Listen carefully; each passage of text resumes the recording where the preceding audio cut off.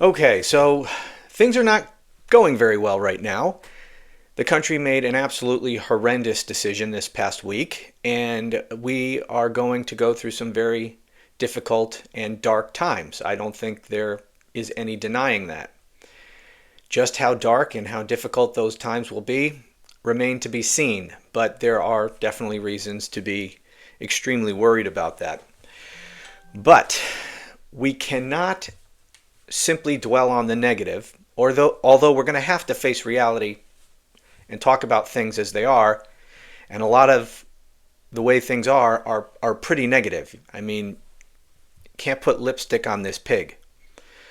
But we need to be able to do things to positively affect our future. We need to regroup. And we don't have time to sit around and feel sorry for ourselves or upset or whatever it is that people are going through. It's natural, and it's going to take us a little while, I think, to come out of this funk from what just happened to us. But we don't have a long time to sit in this space. We need to pick ourselves up, dust ourselves off, and get back into the fight. So I'm going to be talking about things we can do going forward in the coming weeks and months and continually. And so today I want to start with that. I want to give you some reasons for optimism, some bright spots that point to places where we can start to turn these things around, and maybe start with some suggestions about things that we can do. But I do then want to talk about some other things with respect to what went wrong. Now, I don't want to keep dwelling on this, but I think a key part of moving forward and effectively turning this thing around and trying to combat this is to, as best we can, understand what happened. We have to understand what happened if we're going to fix this and turn it around. And so this is not me just dwelling on this stuff. I think it's important. And the more information we get about this election, the more time we can sit with this and digest it and think about it, I think we'll have a better handle on all of this. And I continue to think about it. And I made a video a couple days ago titled "What Went Wrong." If you haven't watched that video, please watch it. I'll link it at the end of this video and in the description. And in which I tried to lay out what I think are some of the most important reasons, in my opinion, of what went wrong and what led to Donald Trump winning. But I was foolish in thinking that would be the only thing I had to say about it, because since then I've just thought about a lot more things. So I'm just going to do that on an ongoing basis. And so I have some more thoughts about that, which I'll discuss at the end. But first, let's get on to some things that maybe provide us a glimmer of hope. First of all, let us understand that Donald Trump is not 50 years old. And we have that in our favor. Donald Trump is not a young man. He is an old man. He is, in fact, the oldest person ever elected president in the history of the country. He will be older. He is older than Joe Biden was when he won in 2020. At the end of his 4 years, obviously, Trump will be older than Joe Biden is now. And if you look back 4 years ago and look at video of Donald Trump and how he was 4 years ago and 4 years before that, and compare that to now, you can see that his decline, not just mentally and cognitively, which is obvious, but also physically, there's been a clear degradation of this man. And I think that's only going to continue and probably accelerate. And so this man is very old. And I had posted, and this will answer some questions I got in the comment section. I posted a video, which I have since taken down because I didn't like it. I posted a video about how there is a good chance that Donald Trump will never leave office. And I explained to you exactly what that would look like. But I posted it. It was a long video. I posted it without having watched it because I didn't have time. But then I did watch it, and I didn't like the way I presented it. And I left out some important things that put it into perspective. So at some point, I'm going to do that video over and do it more the way I think it should be done. So some of you have asked what happened to that video. Some of you watched it. Some of you, saved it for later and it disappeared. I took it down. I apologize. I'm going to do it again, but in a better way. But even if Donald Trump never were to leave office, and again, hold your comments on that for later until you see this new video. The fact of the matter is he can't stay in office forever, even if he were to somehow manage to stay in office past the end of his term. The man's not going to be around that long. We have that in our favor. And so this cult of personality around Donald Trump is going to come to an end because Donald Trump, I do not believe, will be with us all that long. I don't wish his demise. I don't wish that for him. In fact, I've always said I want Donald Trump to live a long, healthy life in prison. But it appears that that's not in the cards anymore. But still, I don't wish his demise. But the fact of the matter is, we all got to go, and I don't think his time is all that far off into the future. He's a very sick man mentally. He's declining rapidly. His physical health, I don't think, is very good, although we don't know for sure what the nature of his physical health is because he refused to release his medical records. And, of course, the media didn't press that as an issue. And the Harris campaign didn't make very much of that.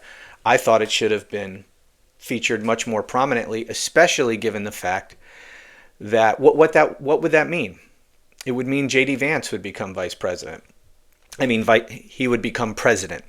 And J.D. Vance is probably the single most unpopular vice presidential nominee in American history. And I think it should have been made very clear to people that if you vote for Trump, there's a good chance you're actually voting to make J.D. Vance president. But whatever. Coulda, woulda, shoulda. But I think that would have perhaps been effective. Maybe not. Maybe it wouldn't have done any damn good. And so if Donald Trump, if and when, say he doesn't make it through his term, J.D. Vance becomes president. And here's the thing to keep in mind too, and this is a positive for us. Much of Donald Trump's support, let me put it this way.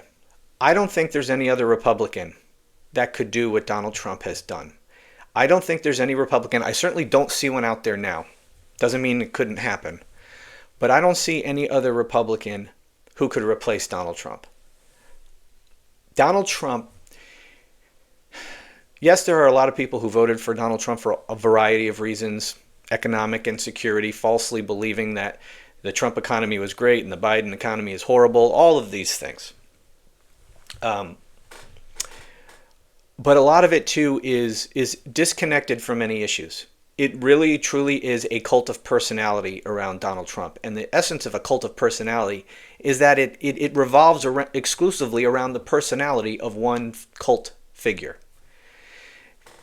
It's completely divorced of any policies. Now they will tell you, oh, I support him for this and that. These people who are wrapped up in the cult of Trump, they just say that, but it's not true because he could change his position on a dime and they'd still support him. It has nothing to do with policy. It's all about the cult around Donald Trump, the personality cult. And personality cults are dependent upon the personality of the cult figure. That can't easily transfer to somebody else. So once Trump is out of the picture, the cult-like worship of Trump is not going to just be transferred to whoever takes his place as party leader. It's not going to be the same kind of support. That doesn't mean the support for Republicans is going to dry up as a result, but that's certainly not going to happen.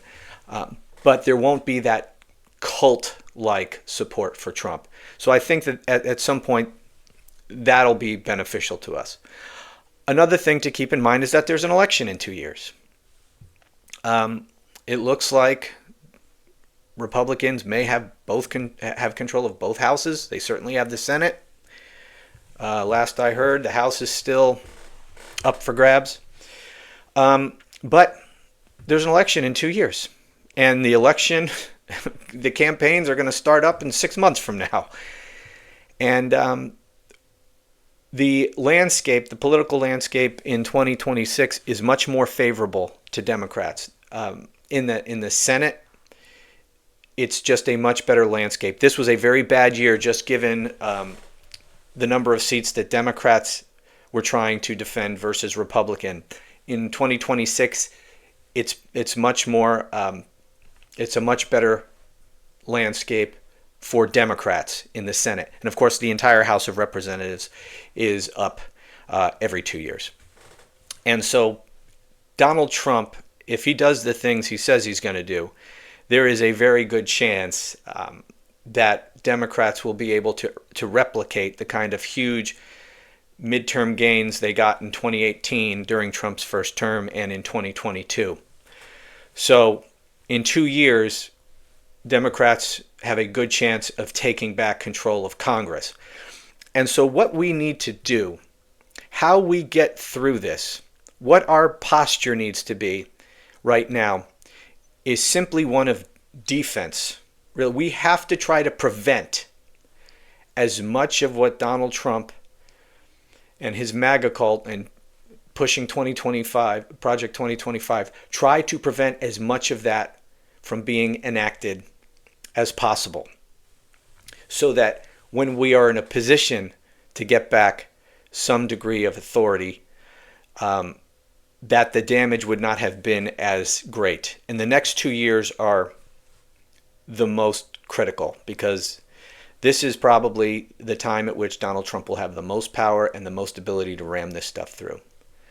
So we have to prevent as much of that from being accomplished as possible. We need to hang on until we can get back some power. That needs to be our position. What we need to keep in mind, though, is that the media is not going to help in this endeavor at all. And this is where we can and must act. Democrats need to compete more on messaging. We cannot expect that the media is going to do this. They're not going to do this. Look at their coverage of the presidential election. They covered for Trump. They sane-washed Trump. They didn't tell the truth about Trump. They both sides everything. And they will continue to do that. In fact, it's going to get worse. Their coverage of Trump is going to get worse, because now they're going to be in fear of incurring Trump's wrath. I mean, Trump has already talked about yanking CBS's broadcast license because they supposedly edited the Kamala Harris 60 Minutes interview. And on, you know all the ways. And in fact, he sued them. I don't know if you're aware of that. He actually filed a lawsuit against CBS because of that interview. I mean, it's ludicrous as a legal matter, but it just shows you Donald Trump is going to go to war against the press. These people who covered for him are now going to be targeted by him. They deserve it, but do not expect them to report accurately on Donald Trump. They won't. They didn't before, and now they're going to live in fear of angering Trump and being put out of business or targeted or sued by the Department of Justice. So they're going to live in constant fear of Trump, and that's going to greatly affect their coverage. So do not expect the media to do any of the work here. We have to do it. And you know what? The truth of the matter is, the mainstream traditional media is becoming less and less of a factor anyway. And I think that's one of the things that we need to focus on, and I think it's one of the reasons why we lost. Now, I'm going to get to this a little bit when I told you about how I want to talk a little bit more about what went wrong. I'll get to this some more, but it's about messaging and how we reach people. And the mainstream media is waning in its importance. Newspapers are going out of business, losing subscribers. People aren't watching TV nearly as much. People are getting their news and information increasingly from alternate places like this, like YouTube and TikTok and podcasts and all of this kind of stuff. It's amazing how many people get all their news and information from TikTok. I've seen a study on this recently. It's mind-blowing. But it's the reality. And in that space, Republicans have made huge inroads. And one of the reasons for that is Republicans, and people who don't know, I am a former Republican. And so I understand these people well, very, very well. And I can tell you with 100% certainty that Republicans stopped watching mainstream media the second they had other options. Those people aren't reached by the mainstream media. That is why Fox News is such a juggernaut. And Republicans have flocked to alternate media like the TikTok and the YouTube and things like that because they stopped watching mainstream media a long time ago. So they have flooded the zone. They have established huge market share across these various platforms, and that's where people get a lot of their information. And not just Republicans now. Democrats and independents get more of their information from TikTok and all these other places. And Republicans, I haven't seen a good study on how much of that is really dominated by Republicans versus Democrats, but just in my own personal experience, scrolling through TikTok myself and these various platforms, I just get the overall sense that Republicans are kicking our ass in these spaces. And the nature of what they post is just pure 100% unadulterated bullshit. It's just a constant stream of pure nonsense and false information and Trump worship. And, people who get information from those platforms, you get all your information from there. You're not going to believe that Donald Trump is an authoritarian who's going to take your rights away from you, because you see constantly in your feed, you see people posting just glowing videos about Trump, dancing videos with a two-handed, jerk-off move to YMCA, countless memes that just really are soften his edges. You see this stuff, he doesn't come across as a threat. At worst, he comes off as, the way they present him, is this lovable buffoon who may say some dumb and offensive things, but he's authentic and he's not going to take away your rights. That is what you get when you watch these places. So we need to compete more in those places and counteract the misinformation. Now let me talk a little bit more about what went wrong. The more I've been thinking about this, and thinking about it in sort of an historical perspective and in terms of what has been happening recently, I think that presidential elections are based overwhelmingly on the economy. I think that just always has been the case, and it still is the case. And it really has less to do about the actual state of the economy and more about how people perceive the economy. In fact, entirely about how people perceive the economy. And in this election, we know that the economy is our economy right now is the strongest economy in the world. But apparently a majority of the American people don't perceive it that way. They don't think it is. They think it's a bad economy. And the only thing that matters to them, apparently, is the price of eggs and whatever else. Just the price of consumer goods. Inflation. I think that was just far and away the most important issue. But it was an economic issue. And people perceived the economy as bad. And against that headwind, both in this election and just historically, Kamala Harris was just at an enormous disadvantage that I don't think she was able to there was nothing she could do to overcome that, given the limited time she had to turn it around. And again, this comes down to messaging, because I said it's not really this actual state of the economy, It's how people perceive the economy, and that comes down to messaging. And that's where we're getting our asses kicked, on messaging. And let me also play this. Now, some people get upset when I do this, but hey, it's the truth. We've got to face the truth. I think the two biggest reasons we lost this election were the economy and Joe Biden. In many ways, I think Joe Biden was a very good president, but he never should have run for re-election again. And to set the stage for this, let me just play this clip from Chris Christie. He sums it up pretty well. Watch this. Joe Biden made a promise to the American people when I was sitting in this seat 4 years ago. He said, I am a transitional figure. The implication of that, David, was that he was going to serve one term because of his age and he was going to move on.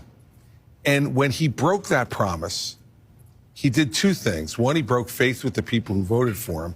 And two, he put his party in an awful position to where they had to replace him when he put on one of the worst debate performances in presidential history, if not the worst. And so Kamala Harris had to inherit all of that. Like it or not, that's what she had to inherit, and she had to overcome it. And it appears, at least tonight, that she's not going to be able to do that. So every candidate deserves some measure of blame anytime there's a loss. But I would say this, that Joe Biden should be looking in the mirror tonight and thinking about what did he do, what did his lack of keeping his word on that central promise from 2020 do to this election tonight. Okay, I agree completely here with Chris Christie. Kamala Harris was put in virtually an unwinnable position because of Joe Biden's decision to run for re-election. And then by the time he dropped out, and look, this is the truth too. There's been many pieces written about this. They hid his condition from us. His public appearances were very, very limited because they didn't want us to see how old and frail he has become.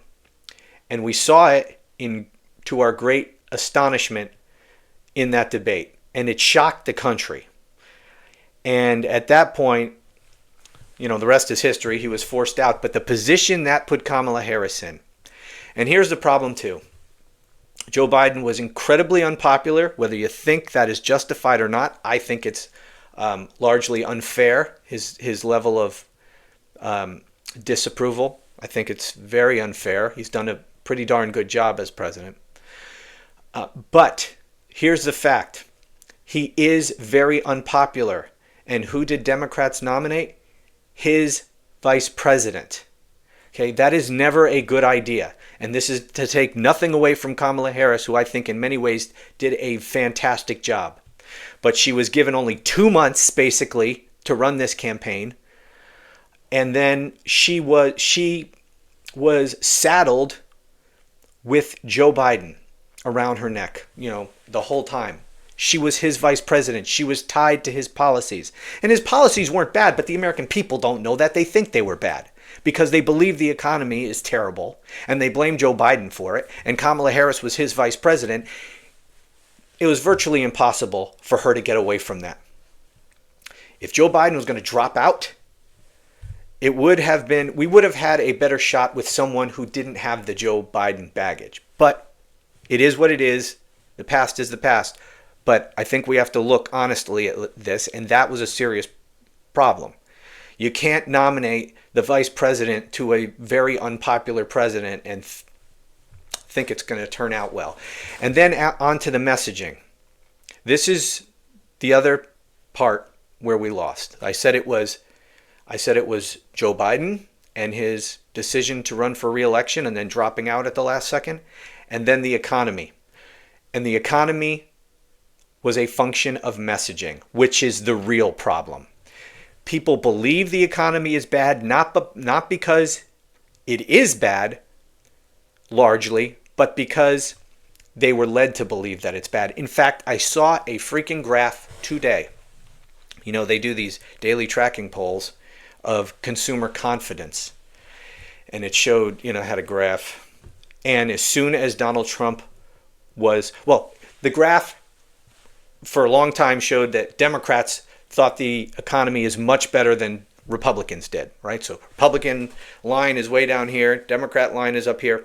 Then as soon as Donald Trump won the election, those lines, Democrats immediately started thinking the economy was bad. Republicans immediately started thinking the economy was good. And it's like even now. Nothing changed in the economy. Nothing changed in people's finances in a day, right? The only thing that changed is Donald Trump won. And what's going to happen now is American people are going to start realizing that the economy is good. You know why? Because Donald Trump is going to start telling them a million times a day that how great the economy is. And he's going to start doing that now because the economy is good, and he's going to start saying the economy is good now because I won. And people are spending now because they feel confident because I won. And the stock market is doing really well because they're reacting to the fact that I'm going to be president. And he is inheriting a strong economy that is on the upward path. Everything, for the most part, is getting better in the economy. Inflation is coming down. Things are improving, and it's pretty good as it is, but it's improving. And so Donald Trump is inheriting that. And so the economy actually is good, and he's going to be telling everyone how great it is every single day. It's going to be the actual facts of a good economy plus the Trump messaging, and you'll see people are going to start thinking the economy is great, and Trump's approval rating is going to go through the roof. At least to the extent that it's not dragged down by other things that he is going to do. But people are all of a sudden going to think that the economy is fantastic. They should have been thinking that now. But this is the failure of the Biden administration. There was no messaging on this. And this is what doomed Kamala Harris. Donald Trump is going to be messaging from day one. In fact, he's never stopped messaging. And that's the thing. Republicans and Trump message all the time. That's all they do. They're not actually interested in governing. What did the Republican-controlled House of Representatives actually try to do this year or the last 2 years? Nothing. It's all been messaging. Everything they did was geared at messaging. Their phony impeachments, their investigations of Hunter Biden, and they impeached the, Homeland Security Secretary. All the stuff they did, all the investigations, all of it, it wasn't designed to actually do anything. They didn't try to actually pass any legislation. Everything was geared at messaging. Messaging all the time. That's all they do. That's all Trump does. Is he sells himself. And that's what he's going to be doing. And that's what Joe Biden didn't do at all, virtually. He spent no time as president messaging. I don't know if it's one of two reasons. One, he couldn't because he's just not, he doesn't have the ability. He's too old. He's not particularly good at the messaging, but he didn't. He just assumed people would get it. And I think there was a lot of that too. This is that appeared to be the position of his administration. The American people will just get it on their own, right? I don't have to, say a thing about Trump because they'll figure out all about Trump on their own. He's a criminal, they'll get it. I don't have to tell them about how, what we're doing in the economy because the economy's good. I can look at the numbers, the economy's good. The people will figure out that the economy's good. No, the people don't figure out shit on their own. You have to explain it to them. And he should have been explaining things about the economy because there's no more important issue to the American people. And, because they're, for the most part, blithering idiots, they think that that the president is single-handedly in control of the economy. That is a perception that should have been dealt with for the last 4 years. President should have been regularly talking about the economy. We just came out of a global pandemic which destroyed the economies of countries around the world. We've never been through anything like this before. You can't expect the American people to figure out how that affects the economy. You have to explain it to them. You have to be talking about it. You have to be explaining the steps you're taking to improve the economy and what things are working and how they're working. And look, we're turning it around. We're turning it around better than any other country on the planet. There was none of that. They just figured, the American people will figure it out. Well, how did that turn out? The American people think the economy is awful, never been worse. So they elect a fascist, wannabe dictator because they think the economy is so horrible. You know, these people who spend thousands of dollars for every new iPhone release, you know, they vote for fascism because they're upset about the price of eggs. You can't assume that people like that are going to figure out anything on their own. You have to constantly message to them.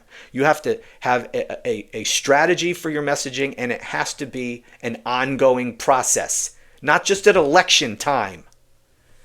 And that was a huge problem. So we had the structure of this race. Kamala Harris being given only 2 months, basically 2-3 months to run this campaign, taking over from a horribly popular president, and she was the sitting vice president to the horribly unpopular president. On top of that, the American people thought the economy was horrible. And they don't appreciate the threat of Donald Trump because the media doesn't tell them about the threat of Donald Trump. And Democrats largely didn't either. So that's the problem. A economy that was perceived as bad and virtually no messaging for 4 years. Meanwhile, what filled the void? Fox News, Newsmax, TikTok, YouTube, all these podcasts. And what do they say? They say the most outrageous stream of bullshit 24/7. But if that's the only thing people are hearing, that the economy is horrible, that, you know, there's crime everywhere, that illegal aliens are overrunning the country, they're going to slit your throat in your kitchen. All of this stuff, they hear this on and on again. You know, you send your kids to school and the schools are going to give them a sex change operation while they're at school. All this insane crap. You know, tariffs are going to save us from everything. It's insane. But that's the only thing. That's the only message they were getting for about 4 years. You can't expect that Kamala Harris, now looking in retrospect, I mean, I have a very dim view of the American people, but even I, to a degree, thought that they would figure it out. I mean, I was screaming from the rooftops for a long time going, why aren't you using this stuff against him? There's so much we can use against him. Nobody's saying shit. But still, I thought, if this election is close, at least at the margins, at least some of these independents would figure it out on their own, that Donald Trump is a threat. But no, I've always been pessimistic on the decency and intelligence of the American people, and I won't ever make the mistake of giving them the benefit of the doubt. That's a huge mistake. So that's why we lost. The economy and no messaging. And that, though, provides an opportunity. We need to be on offense with messaging all the time, and don't rely on the media. They won't do it. And so far, the Democrats at the party level haven't gotten their shit together. Hopefully they will. But what can we do? We can go battle in these information spaces and try to call out the bullshit. When maybe one person at a time over the next 4 years, you know, give them links to articles and videos that dispel these bullshit myths they believe. You know, once they start living with the consequences of what Trump is going to do, and we start telling them the truth about why they're experiencing those consequences, because they're not going to figure it out on their own.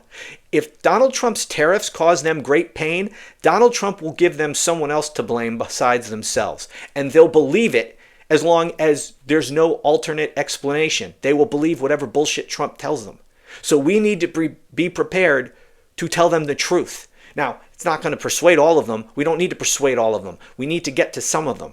It's an ongoing process, but we need to be engaged. The media is not going to do it. I hope the Democrat establishment does it, but that's something that we can start doing immediately, and we need to. One last thing. I did a video yesterday titled I Was Wrong. And in that I addressed comments that I've been getting telling me that I lied because I was wrong when I said I thought that Kamala Harris was going to win. And I got a lot of very positive words of encouragement from a lot of you. And I want to thank you very much for those comments you left. They mean a lot. They really do. And I have a lot of people. This is a relatively new channel. I've only been at this for maybe 6 months. And I've gotten a lot of subscribers in that period of time, more than I anticipated. And I am deeply grateful for every one of you who have chosen to subscribe and watch my videos. And I know there are people who watch all of these videos, and I can't even express to you my appreciation for that and for those kind words you left. But I do want to say this one thing, because people, think I'm very upset about the negative comments.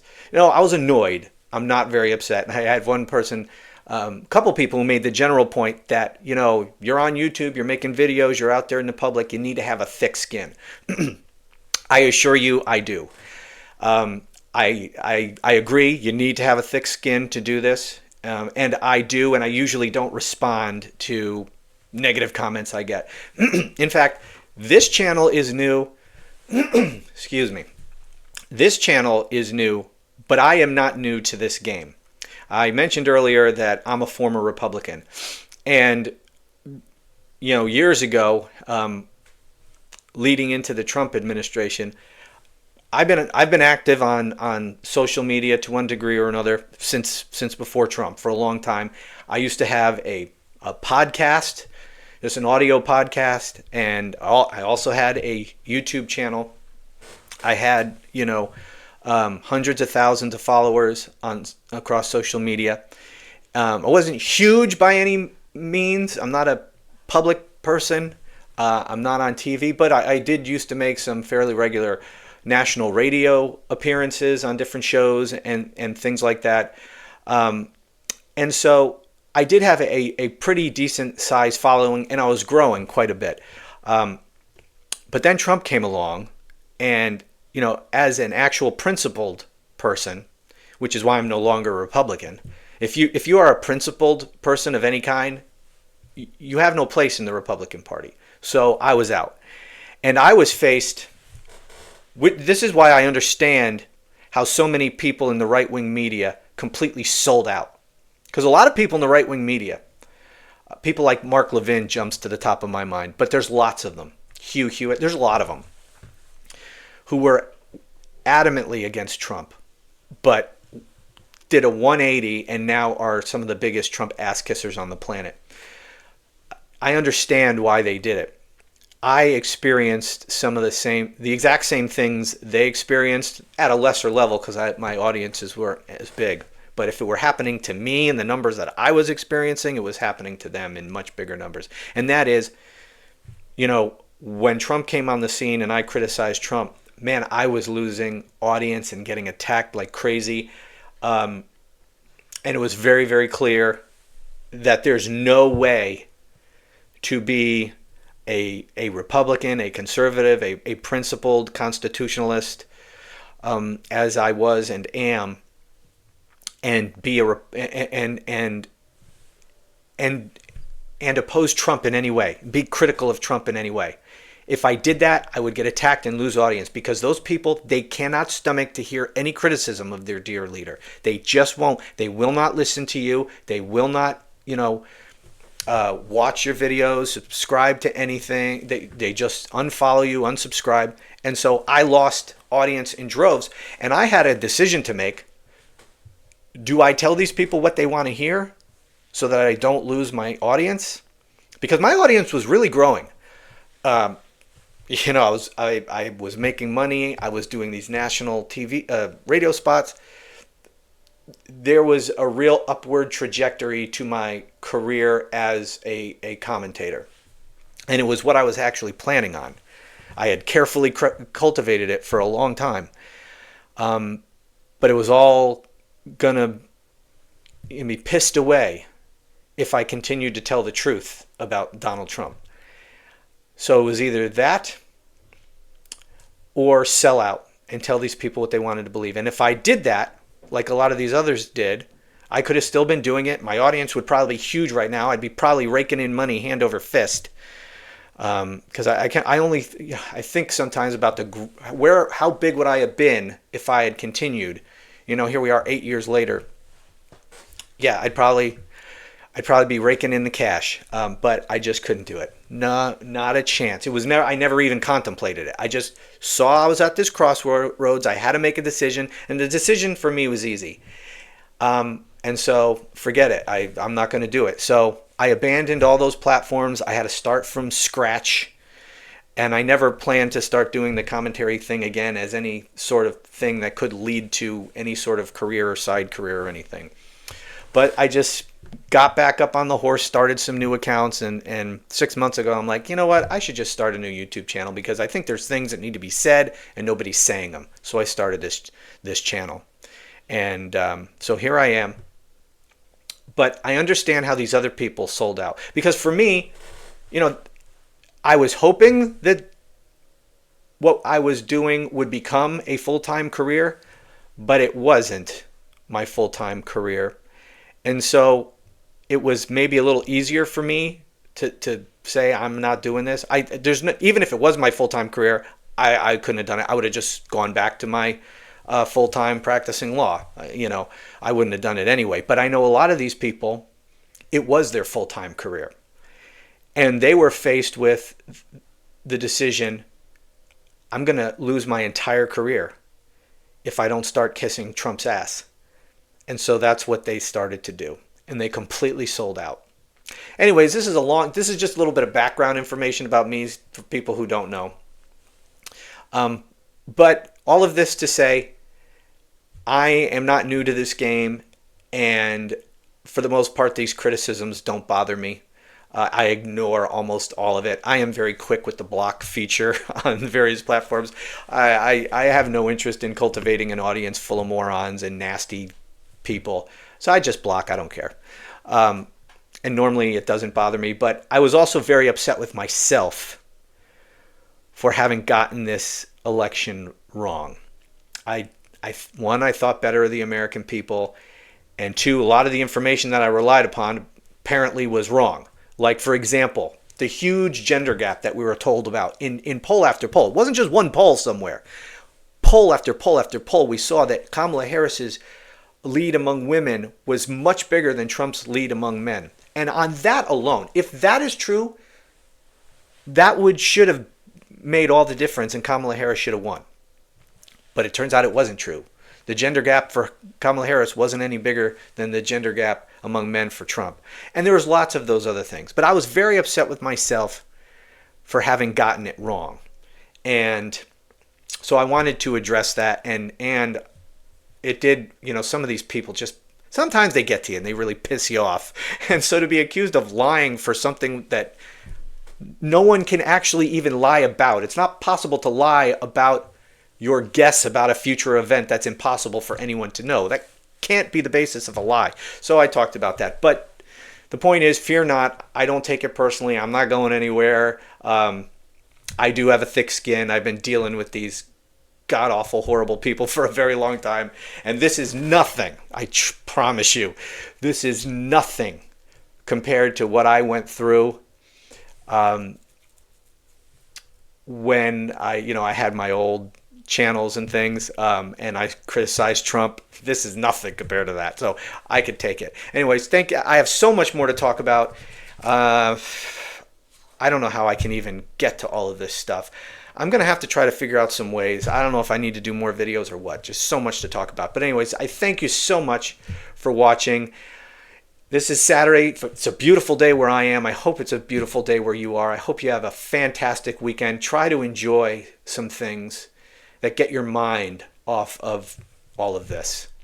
Enjoy your family, enjoy friends, enjoy nature, go out and do that. Do what makes you happy. There's a lot more to life than politics. So try to get your mind off it. Regroup, take this time to regroup. Let's come back next week fired up and ready to go. And let's do this thing. So have a great weekend. Thanks for watching, and I'll talk to you again soon.